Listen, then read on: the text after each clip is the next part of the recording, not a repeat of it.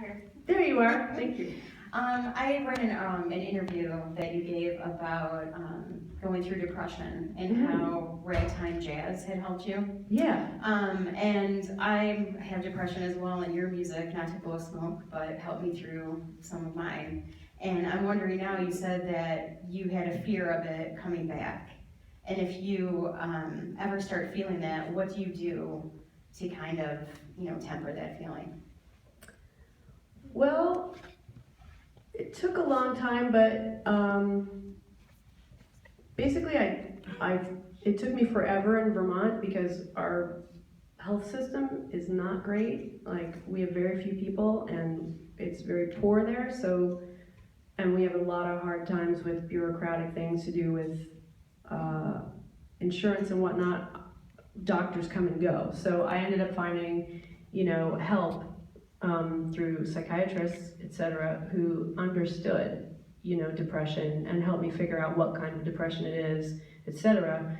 So I just kind of had to check in with about 3 different ones to make sure that someone will still be there that I can contact, because they leave a lot, and not having a long relationship with somebody can be a little hard, and it makes you feel a little insecure.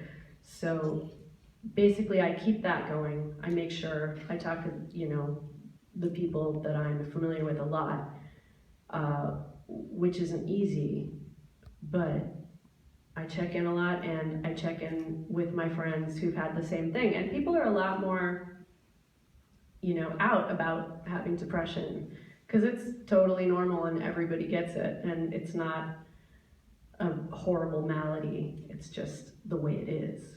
So I try to remind myself, it's hard to say exactly. I mean, I'm definitely still afraid that it'll come back, because I do remember it. My depression had everything to do with situational grief and loss of my parents and my grandmother over the period of years, but I also have pretty bad PTSD, and I found that EMDR was really helpful. So that has taken a lot of the anxiety down. But it's not very easy to find, and it's expensive. And so I guess I don't have the best advice, but I'm still constantly researching. So that is a good thing you can do, is constantly research. Just set up a good, net of people that you can talk to. And even though it's a really bad thing to supposedly do, you can make jokes about fucking hanging yourself from the shower curtain rod, because it makes you feel better. Like, you can make horrible jokes about it, because some of it is super fucking funny. It is.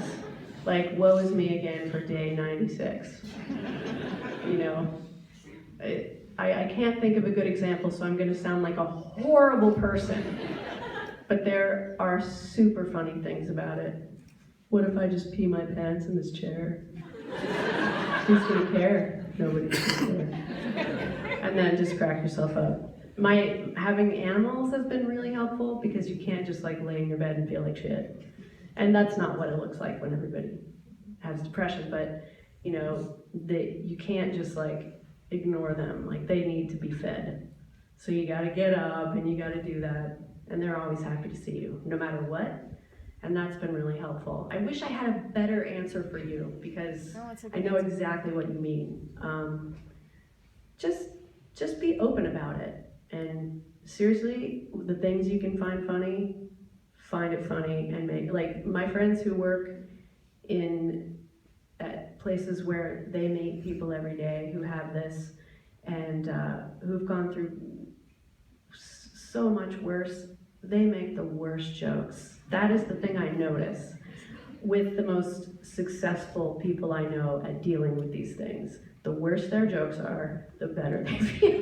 So, maybe not with a microphone in your hand, like I'm doing right now, or at a kid's birthday party or whatever. But yeah, just if you can find things about it that are hilarious, especially if they're about yourself, and you can kind of pat yourself on the back for that one, just go ahead and do it. Okay, we have time for one more question.